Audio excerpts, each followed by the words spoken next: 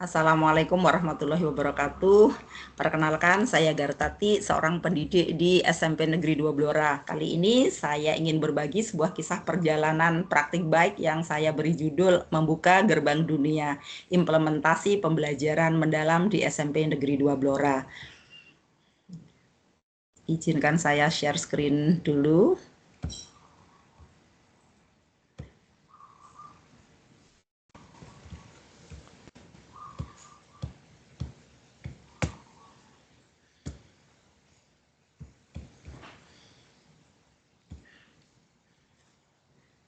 Di sekolah, ini adalah SMP Negeri 2 Blora yang terletak di Jalan Gunandar, di sebuah kota kecil Blora ya, yang jauh dari universitas-universitas negeri atau perusahaan-perusahaan besar yang mungkin kalau mereka ada ya di sini, anak-anak kan lebih lebih bagus karena mereka bisa bertemu dengan para akademisi, bertemu dengan para bisnismen begitu. Tetapi kenyataannya kami berada di lingkungan yang sepi. Berikut ini adalah visi SMP Negeri 2 Blora, yaitu Bumi Bloraku, seperti yang terlihat di sini. Beriman dan bertakwa, unggul dan berdaya juang, mandiri, inspiratif, berbudaya, literat, optimis, religius, aktif, kreatif, dan unggul dalam prestasi. Dalam cerita saya nanti ada alur yang saya gunakan yaitu STAR. Yang pertama adalah situasi, kemudian tantangan, aksi, dan refleksi. Baik, ya,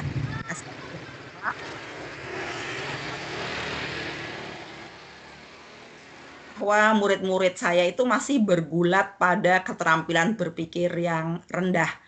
Jadi ada jurang gitu antara visi besar di tingkat kebijakan dengan praktik nyata yang saya temui di ruang kelas. Dan kegelisahan ini yang menjadikan titik tolak perjalanan saya, bagaimana konsep pembelajaran mendalam yang punya prinsip ada maknanya ya, bermakna, kemudian sadar, dan yang ketiga adalah menantang, itu bisa kita jadikan cara untuk transformasi pembelajaran di sekolah. Nah, ini eh, seperti yang saya sebutkan, murid-murid saya adalah sebenarnya anak-anak yang cerdas, namun kesempatan mereka untuk berinteraksi dengan dunia luar, dengan budaya yang berbeda itu sangat terbatas. Penyebabnya bisa jadi karena faktor ekonomi dan geografis yang menjadi pembatas. Dan dari rapor pendidikan menunjukkan skor literasinya baik di atas rata-rata, namun skor pada aspek dukungan psikologis dan manajemen kelas justru menunjukkan penurunan. Nah, murid-murid saya ini mampu mengerjakan soal gitu, tapi mereka cemas saat harus berkolaborasi dalam proyek nyata. Mereka mampu menghafal tenses dalam bahasa Inggris, tapi mereka bingung bagaimana menggunakannya untuk menjalin persahabatan nyata. Mereka butuh pengalaman otentik. Dan seperti ini menjadi tantangan ya, bahwa saya sadar peran saya harus bergeser. Saya tidak bisa lagi hanya menjadi pengajar bahasa Inggris, saya harus menjadi seorang arsitek, seorang engineer gitu dalam pengalaman belajar anak. Di sini tantangannya menjadi multidimensi. Yang pertama, bagaimana saya bisa mencapai capaian pembelajaran fase D secara otentik, bukan sekedar teoritis begitu ya. Dan yang kedua, bagaimana saya bisa meningkatkan rasa percaya diri dan keterampilan kolaborasi murid yang introvert sekalipun.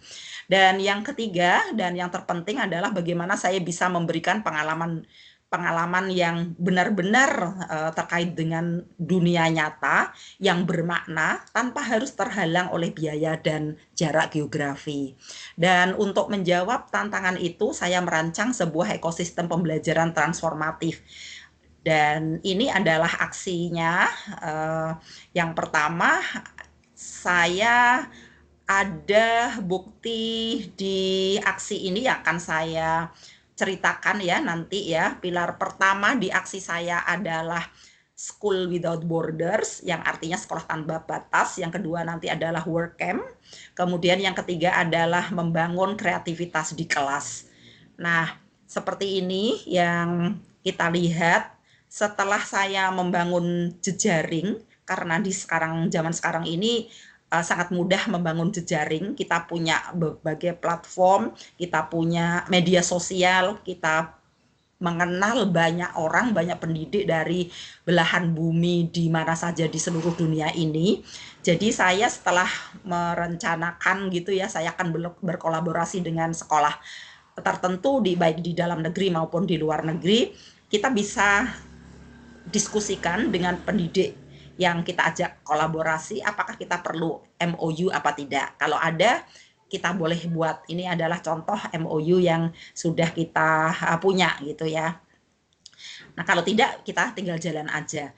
Misalnya dari School Without Border tadi, namanya sekolah tanpa batas. Jadi saya menggunakan berbagai platform yang memungkinkan seperti yang tertera pada kerangka pembelajaran di pembelajaran mendalam ya, kita bisa menggunakan TIPEK, teknologi, pedagogi, content knowledge, kemudian ada lingkungan pembelajaran yang kondusif, kemudian kemitraan belajar dan penggunaan teknologi digital. Dan itu sangat memungkinkan bagi kami. Kami ada sarana, kami ada guru yang baik, kemudian kami ada dukungan dari kepala sekolah. Ini misalnya saya menggunakan Skype dan sebelum diintegrasikan dengan Microsoft Teams, ini bisa dilihat sudah 111 sesi yang kami jalankan pada waktu itu. Kalau sekarang lebih banyak lagi ya. Kemudian sudah bekerja sama dengan 13 sekolah di 13 negara. Lebih dari 13 sekolah, maksud saya 13 negara. Seperti ini. Ini kelihatan kan Microsoft Global Learning Connection, Open Hearts, Open Minds. Nah, contohnya ini melalui misteri Skype dengan sekolah-sekolah di luar negara. Murid-murid saya bukan lagi belajar listening, bukan lagi belajar menyimak, tapi mereka itu benar-benar mendengarkan dan berinteraksi dengan teman-teman sebaya dari berbagai negara. Misalnya ini dari Hungaria, ya, ini dari Hungaria, kemudian ini juga dari Hungaria ya, kemudian ini dari Mesir, ya, kemudian ini dengan Rusia, ya, dengan Rusia, dan di berbagai belahan bumi lainnya. Nah, ini contoh ya, ini kita menggunakan Flipgrid, sebuah platform yang waktu itu sebelum kemudian dijadikan satu dengan Microsoft Teams, sebuah platform yang bisa digunakan untuk merekam atau membuat video sendiri. Jadi anak-anak yang introvert itu bisa langsung berbicara dengan menggunakan Flipgrid dia, mengemukakan gagasan-gagasannya untuk dibagikan dengan anak-anak lain. Setelah itu mereka akan kumpulkan di kelas Flipgrid kami. Saya bisa mengaktifkan dan saya bisa menutup, saya bisa share secara publik dan saya share secara pribadi. Dan di komentar di bawahnya itu bisa juga dikomentari menggunakan video atau hanya menggunakan teks. Dan ini ketika saya membagikan pengalaman di acara Microsoft Global Learning Week, dan saya menceritakan tentang murid-murid saya di SMP Negeri 2 Blora. Coba kita lihat ya.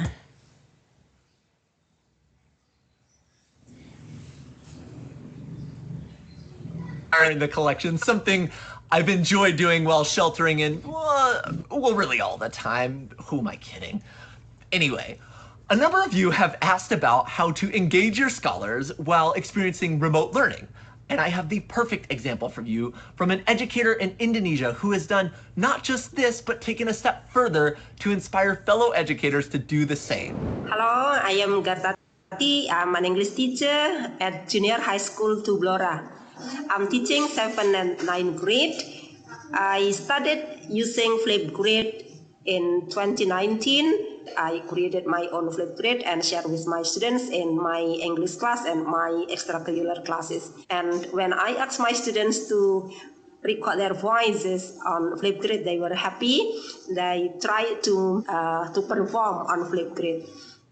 Assalamualaikum warahmatullahi wabarakatuh. Hello, my name is Juster Rebesha Panatjunianto. I come 70 class. In my opinion, we can read textbooks and make Flipgrids because Flipgrid is very useful for students. That is all for me.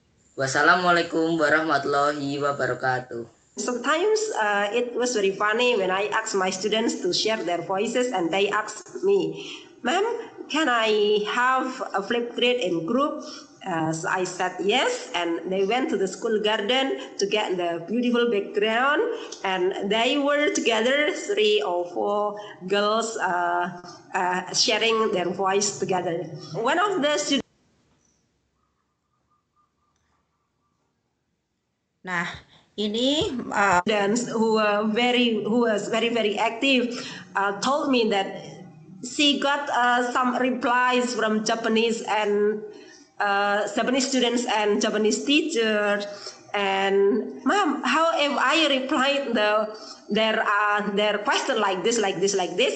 Yes, I said that it is okay. And this last project I did with my students, one of my students sang a song, and then he explained what is the song about. I'm to the moon, let me play among the stars. I still continue to try to ask my students to share everything via Flipgrid because I know that they are genuine. They try to speak their mind, and everybody can see. And you know that when I replied them and give like, and then they are very happy. That's my experience in using Flipgrid at my school. Thank you.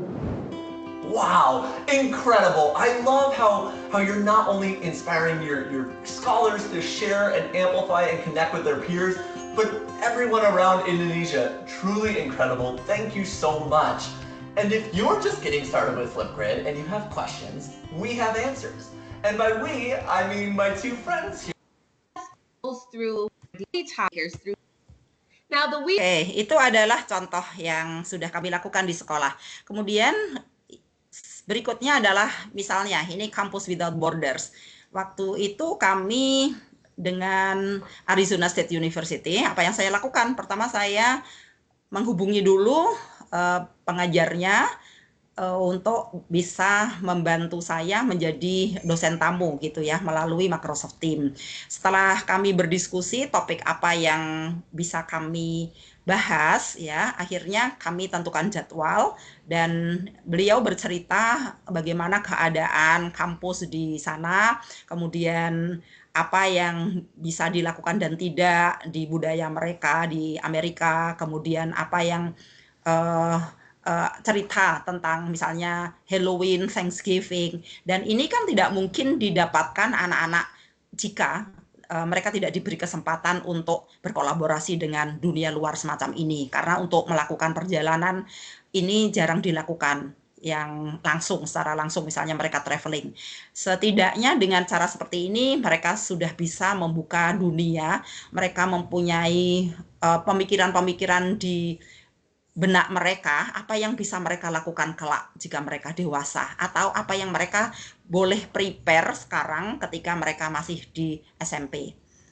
Nah ini misalnya mereka cerita tentang Halloween dan kelasnya dilakukan secara interaktif, dan di sesi terakhir saya memberikan pertanyaan-pertanyaan juga tentang isi kuliah ini. So mereka bisa mengingat kembali apa tadi yang dibicarakan dan tidak sia-sia mereka belajar selama 1-2 jam.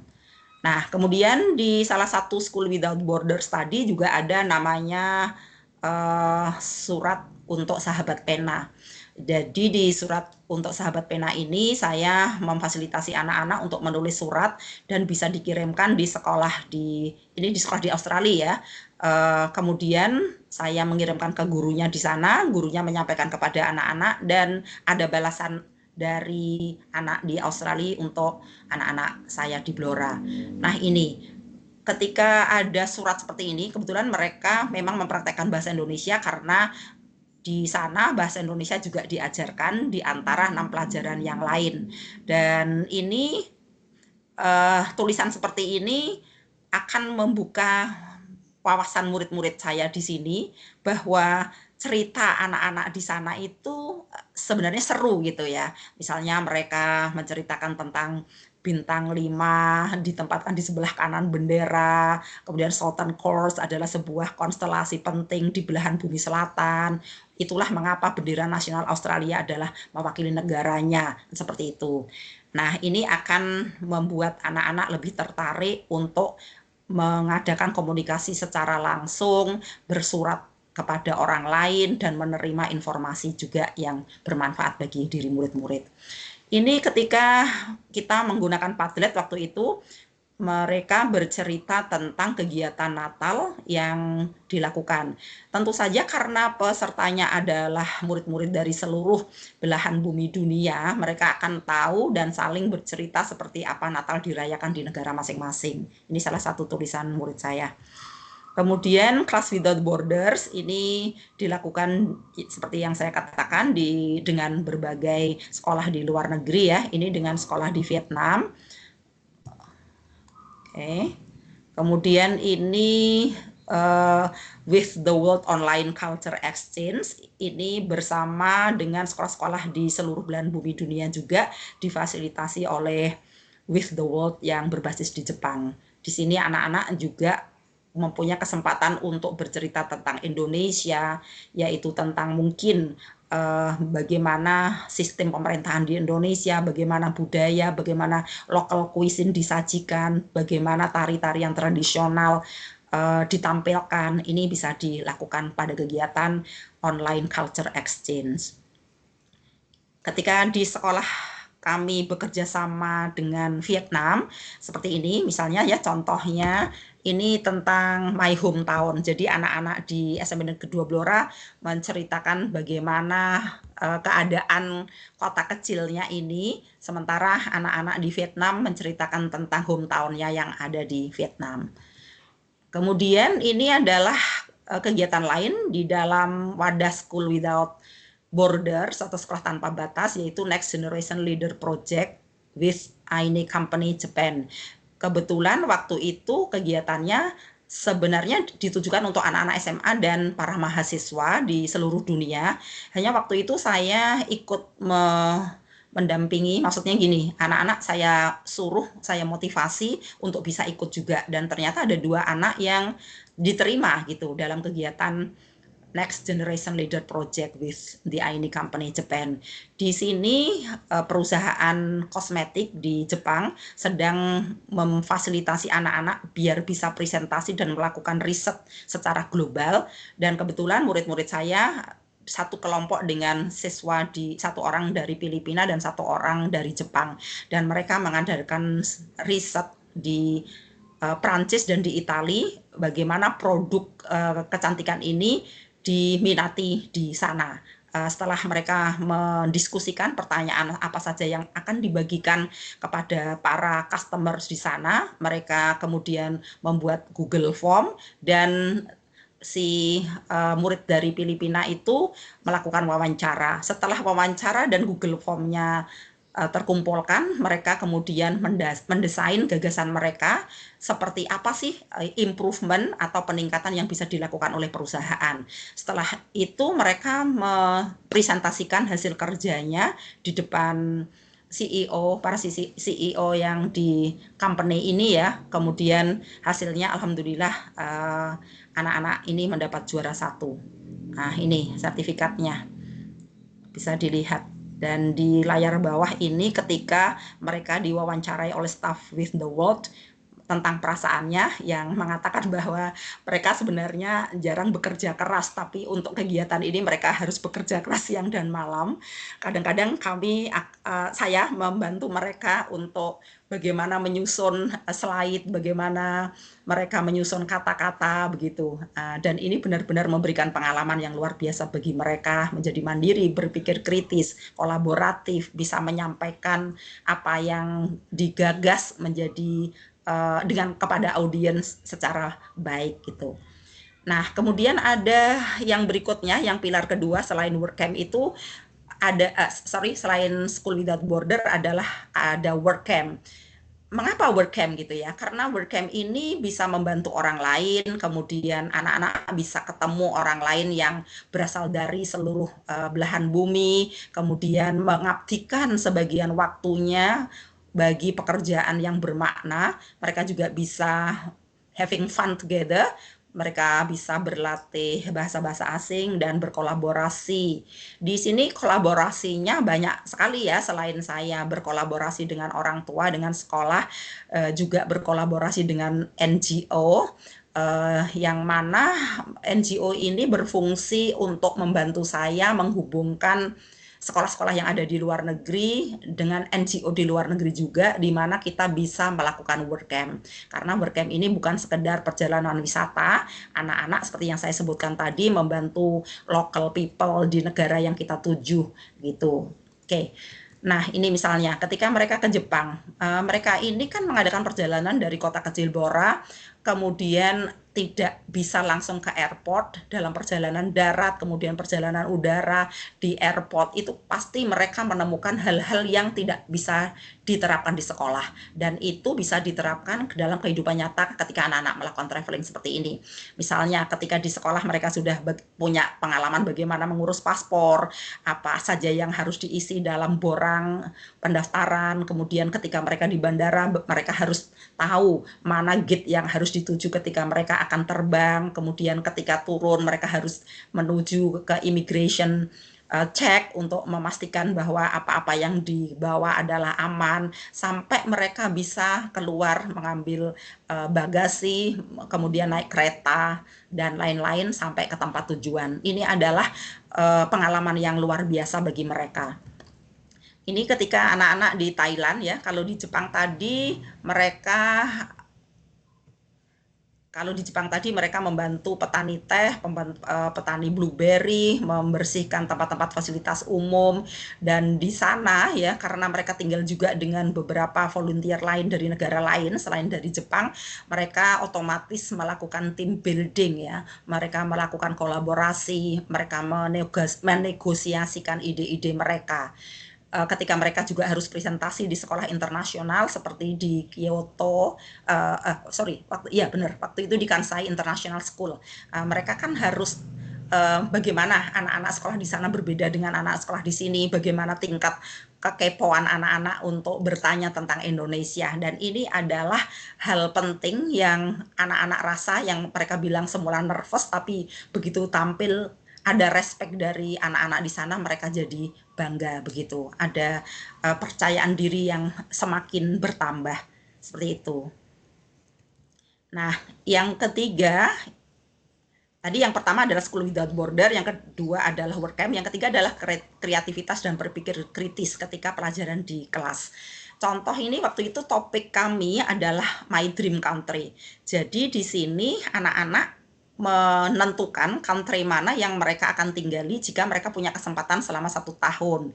Di dalam kegiatan ini tentu saja mereka tidak tinggal pilih gitu saja ya. Mereka harus mengadakan riset kecil, mereka membaca berbagai sumber, seperti contoh ini ke pekerjaan anak yang mengatakan bahwa if I could live in my favorite country for a year, I would choose Japan. Ini mereka lihat dari ini ya, by hearing stories from my father, I became interested in Japan. Besides stories from my father, I also often watch vlogs and videos of Indonesian students studying in Japan. It looks so fun and makes me want to go there. Nah, ini adalah apa yang dirasakan anak-anak ketika mereka diberi tantangan ya, tantangan secara sengaja di kelasnya. Ini kan menjadi fun. Bukan fun yang hanya ketawa-ketawa gitu, tetapi fun yang ada challenge gitu. Berikutnya ini hasil dan refleksi. Di sini di hasil dan refleksi ya, sebenarnya saya sudah letakkan bukti-bukti semua di Google Drive, tetapi saya akan menceritakan hasil dan refleksinya. Ini ketika anak-anak yang juara 1 tadi menerima hadiah dari Jepang. Mereka rasakan hadiahnya tuh akan besar gitu ya. Ternyata hanya produk shampoo, kemudian ini peta, kemudian beberapa dekorasi apa namanya ketika hiasan yang dari Jepang itu, pernik-pernik kecil itu. Dan mereka tahu bahwa ini worth it gitu, dikirimnya dari sana, kemudian saya yang harus ngambil di kantor pos membayar duluan karena nanti baru akan diganti ongkos transfernya itu melalui bank gitu. Nah, ini adalah kesempatan yang bagus untuk mengajarkan kepada mereka, oh ternyata itu hadiah bukan harus hal-hal yang luar biasa. Bentuk perhatian kecil gini pun bisa membuat anak bangga gitu. Coba kita dengarkan apa yang dikatakan salah satu peserta ini kepada kita.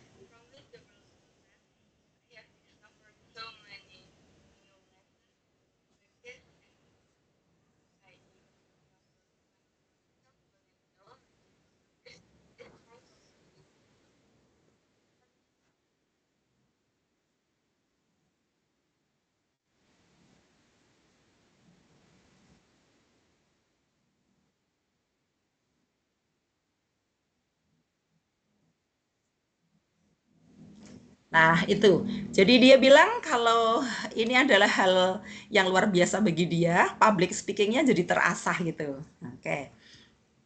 Berikutnya ini dari refleksi yang anak-anak tulis. Ini yang pertama, pembelajaran mendalam yang benar-benar dirasakan, kemudian dialami oleh siswa atau murid yang ikut.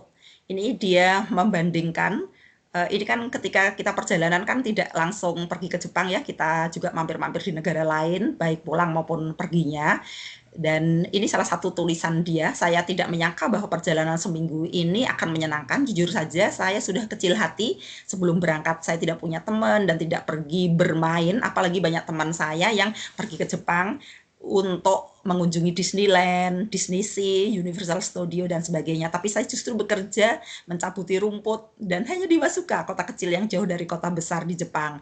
Namun akhirnya saya bersyukur memiliki kesempatan ini, bisa belajar banyak hal. Mungkin teman-teman yang melihat Disneyland itu berbahagia dengan bermain bersama mesin-mesin canggih dan wahana-wahana menyenangkan. Tapi saya berbahagia bertemu dengan teman-teman baru, berkenalan dengan orang-orang asing, belajar budaya mereka, menjadi salah satu dari mereka, bermain bersama dan menciptakan kenangan manis bersama-sama. Saya juga belajar untuk lebih disiplin, belajar untuk tidak mudah merasa jijik ya, belajar menjadi diri sendiri. Nah, seperti itu. Ini adalah apa yang mereka dapatkan. Ini juga ketika di workcamp berikutnya, seorang anak menulis tentang pengalamannya, bagaimana dia, ini buku harian yang ditulis setiap hari ya, saya karena sangat ingin mereka itu bisa merefleksikan kegiatan harinya, saya meminta mereka setiap hari menulis buku diarinya, dan mereka merasakan apa yang setiap harinya dilakukan. Contoh misalnya, after we wash the dishes, we were allowed to practice our performance in the upstairs room. We will perform at the farewell party tomorrow. Actually, we have practiced it in our school, but we wanted to change it. So we argued. It took almost 30 minutes. We haven't decided anything yet. Nah ini ternyata ketika mereka bersama-sama ya, satu kelompok ingin menampilkan tarian yang sebenarnya sudah dipelajari di sekolah, tetapi mereka waktu itu ingin mengubah pada penampilan farewell party dengan warga lokal di Jepang, mereka sempat berargumen selama 30 menit sebelum bisa memutuskan mana yang harus ditampilkan. Dan ini pengambilan keputusan seperti ini benar-benar nyata ya. Mereka kaitkan pembelajaran yang di sekolah, kemudian ini cara pengambilan keputusan yang demokratis bagaimana, karena mereka harus tampil paling oke gitu di depan local people. Nah, seperti itu. Kemudian menyemai asam melalui kata, bahwa dukungan psikologis tadi saya katakan sangat penting. Jadi anak-anak yang dari introvert menjadi confidence ini ya, menjadi confidence ini sangat penting. Ini adalah sebuah cerita yang ditulis oleh salah satu murid yang mengikuti kegiatan School Without Borders juga ya. Bagaimana dia mengatakan bahwa ternyata murid-murid Jepang, murid-murid dari negara lain itu sangat ramah. Kemudian yang semula dia tidak merasa punya teman, kemudian punya teman online, bisa tertawa bersama, bisa berdiskusi bersama, membicarakan topik yang sedang hangat begitu. Nah, ini adalah salah satu juga potongan dari tulisan dia yang dikirim ke ayah bundanya, bagaimana dia merasa berterima kasih gitu. Karena zaman sekarang anak-anak bisa mengucapkan terima kasih pun itu sudah hal yang patut dibanggakan. Ini juga harus diajarkan di sekolah agar mereka tahu bagaimana berterima kasih kepada orang tua. Nah, berikutnya yang ketiga adalah bukti atau refleksi lain dari pembelajaran mendalam yang sudah saya laksanakan di sekolah. Ini adalah cerita kesuksesan Dinda, seorang murid yang dulu aktif juga di kegiatan School Without Borders, dan sekarang sudah diterima di Monash University. Sebelumnya dia sudah ada LOA dengan 6 university di dunia ya, dan dia memilih untuk pergi ke Monash University di Australia. Ini ada gambar dia ketika di sana, ya. Oke. Nah, sekarang di penutup ini saya akan menceritakan ya bagaimana mereka belajar selama pembelajaran mendalam ini dari School Without Borders, Work Camp, kemudian kreativitas dan berpikir kritis di kelas. Mereka itu sebenarnya belajar mempunyai daya lenting yang tinggi gitu ya, resilience-nya itu tinggi, kemudian disiplin dan etos kerjanya dengan berbagai tantangannya seperti itu. Bahwa disinilah mereka belajar dunia ini bukan untuk ditonton, tapi untuk dirasakan dan diberi kontribusi, gitu ya. Dampaknya sebenarnya jauh melampaui nilai rapor. Ini adalah tentang transformasi pola pikir dan karakter. Contohnya ini tadi yang sudah saya ceritakan. Kemudian masih ada sebenarnya beberapa contoh tulisan mereka yang saya kemas dalam surat cinta penggugah asa, tetapi saya tidak sempat untuk menuliskannya di sini. Dan bukti yang paling menyentuh itu adalah transformasi ini terekam gitu dalam tulisan-tulisan tulus mereka yang saya kumpulkan. Pembelajaran mendalam yang berkesadaran, bermakna, dan menantang ini telah berhasil menyentuh hati mereka. Nah, sebagai closing statement, praktik yang saya lakukan di SMP Negeri 2 Blora ini mungkin hanya sebuah inisiatif kecil dalam peta besar pendidikan Indonesia. Namun ini adalah bukti bahwa keterbatasan bukanlah dinding, melainkan pintu untuk menjadi lebih kreatif. Ini adalah bukti bahwa dari sebuah sekolah di kota kecil dengan keyakinan dan kolaborasi kita bisa membuka gerbang dunia untuk anak-anak kita. Mendidik generasi untuk Indonesia Emas 2045 berarti menyiapkan mereka untuk menjadi pangkal kebaikan di tingkat lokal sekaligus menjadi kompas perubahan di tingkat global. Terima kasih atas perhatiannya. Wassalamualaikum warahmatullahi wabarakatuh.